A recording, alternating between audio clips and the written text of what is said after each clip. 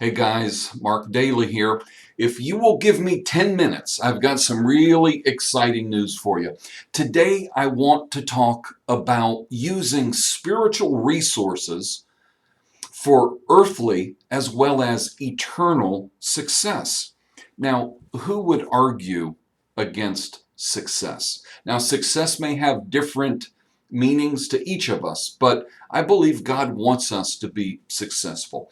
Practical application of God's Word is applying the spiritual principles and God's promises right here on earth, right here in this earthly realm where we live day in and day out. I think it's important to understand that we have a real personal relationship with Christ as a friend that sticks closer than a brother, but in the same respect, we have a relationship with Christ as the King of the kingdom.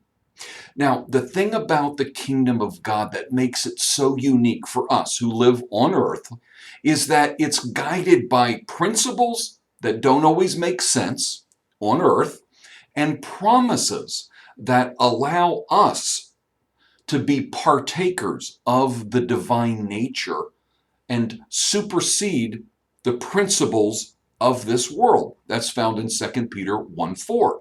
Let me give you two quick examples. The foundational principle of the kingdom of God is to walk in love, and that is unconditional love. Following that principle, the Bible says, love your enemies and do good to those who spitefully use you. Now, that makes no earthly sense, but by applying that principle here on earth, it will actually bring you success in the long run, here on earth and in heaven. So when you actually apply this principle, you are honoring God, not your earthly feelings. That's called submission. So it's easy to be controlled by your feelings. We've all done it, and most of the time we are led by our feelings. But as believers, we are to be controlled by the Spirit. In order to apply the principle of love, it also requires faith because it doesn't make earthly sense. That form of obedience and adherence to God's word makes you a submitted, profitable, and productive citizen in the kingdom of God. Remember, God said, those who honor me, I will honor. That's another principle of the kingdom. As you sow, so shall you reap. But we're not there yet.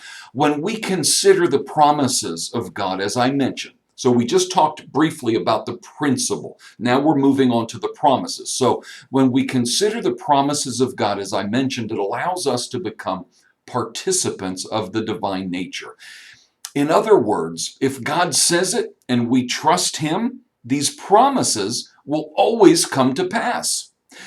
Jesus said, whoever comes to me, I will in no wise cast out. That's a promise. The Bible says, whoever calls on the name of the Lord shall be saved. That's another promise. It also says, if the believer, and I emphasize believer, lays hands on the sick, they'll recover. Now, does that make sense here in this earthly realm? Well, absolutely not. See, there are many times here on earth you don't want the outcome to make sense.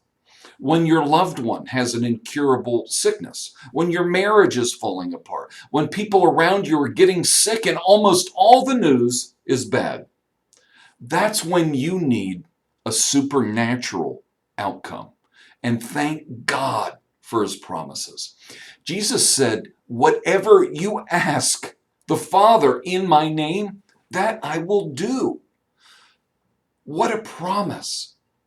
How could we not enjoy great success when we have such great promises?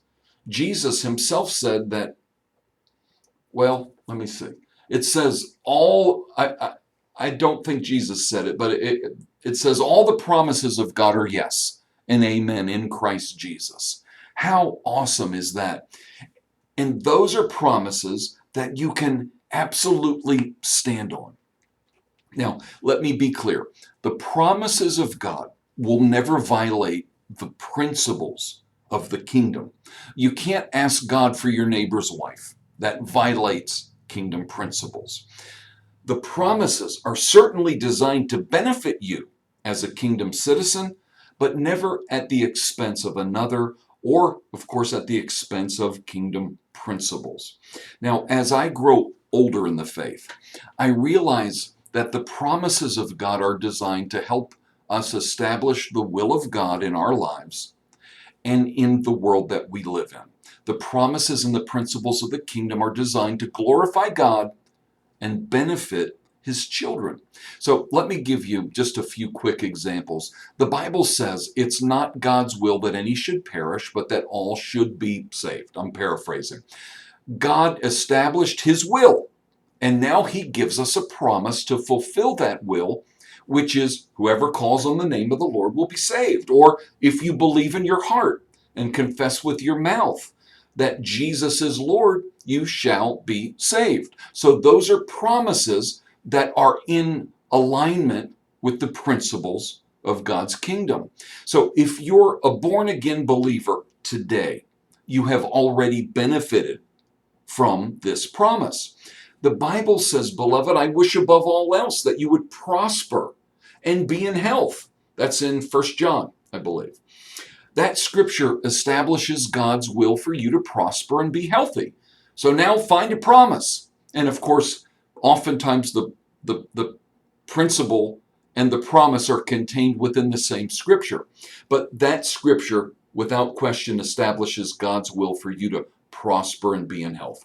Once you know his will concerning a matter or a situation, you can look for a promise of God that will change your situation. God said that he would meet your needs according to his riches and glory. That's a promise you can stand on. God said he'd meet your needs. What I want you to see is that as a kingdom citizen, you have abilities and opportunities that the unsaved world can't access. Now, when you live your life according to these principles and promises, success is the only outcome. Remember that this is the gospel message. Gospel means good news. And there is absolutely nothing that you will ever need that God has not already provided. Are you lost? God has provided salvation. That's good news. Are you broke and in need of financial help? God has abundant provision, and you can access that through his promises. That's good news. Are you sick in your body or mind? Well, God has a promise for that. Now, as you learn to walk in the principles and the promises of the kingdom, you actually operate in the supernatural. I didn't say the spectacular, I said the supernatural. Now, sometimes it is spectacular. If you lay hands on someone with a tumor and it falls to the floor, that's pretty spectacular. There were other times that it doesn't appear to be spectacular, but it's still supernatural.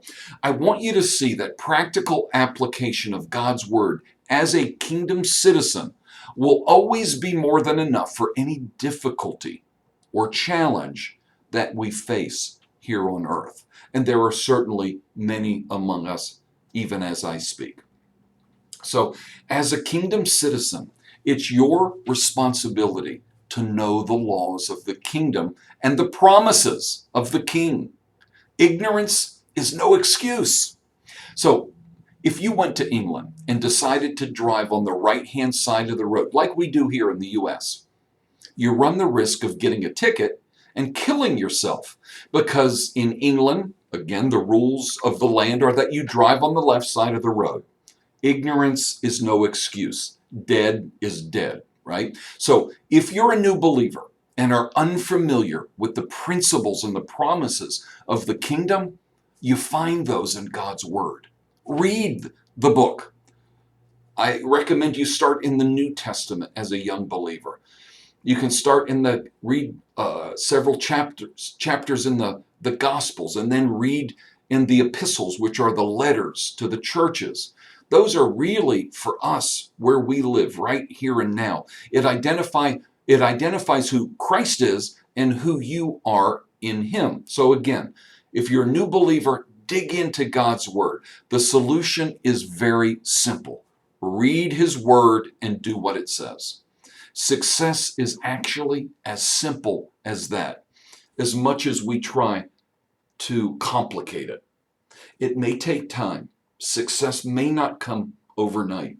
You may have to reap some of the bad seed you've already sown. But God is just and true. And if you will continue to do good, to abide by the principles, to trust and stand on his promises, success is sure. Now, the sad thing is that the majority of Christians in America know much of God's word and many of his promises, but they don't submit to the principles of the kingdom, and they don't mix those great and precious promises with faith.